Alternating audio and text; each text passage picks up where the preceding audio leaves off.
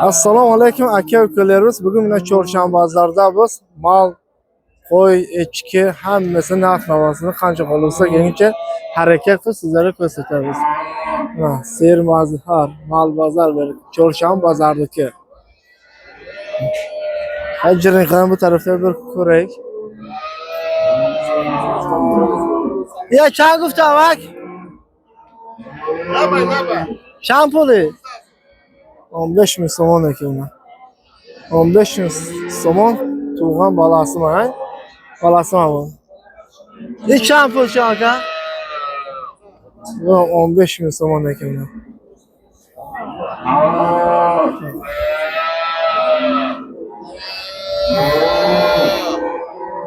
Çan savdo şu amak.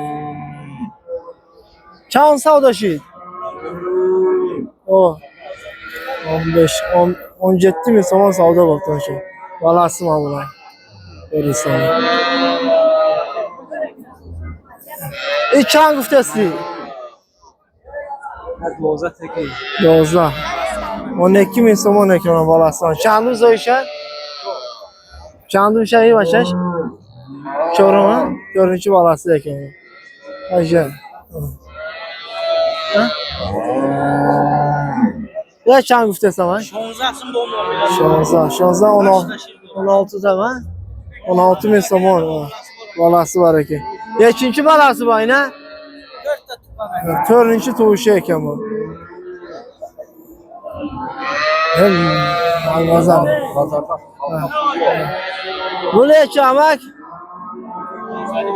Konzayni 15,5 ming somon ekan bu tug'an balasi. Chandi bachasha birinchi balasi ekan mana. Buna balasi. Hoji chanshidi. Seza gusala qatya. Ha? Bu qiz ekan. Bu asini ekan 13 ming somon. Ala chanda tojiki. Ama çan gufti qildi.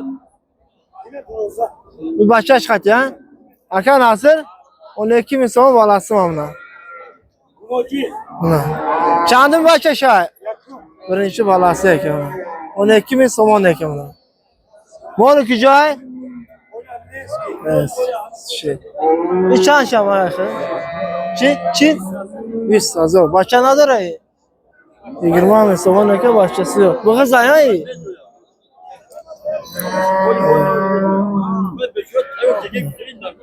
Bu demek ki o ha bu mal var. Kat. Malam xeyli arzon bo'pti, Nasrina. Arzon. Ha. O zardolchi asmi?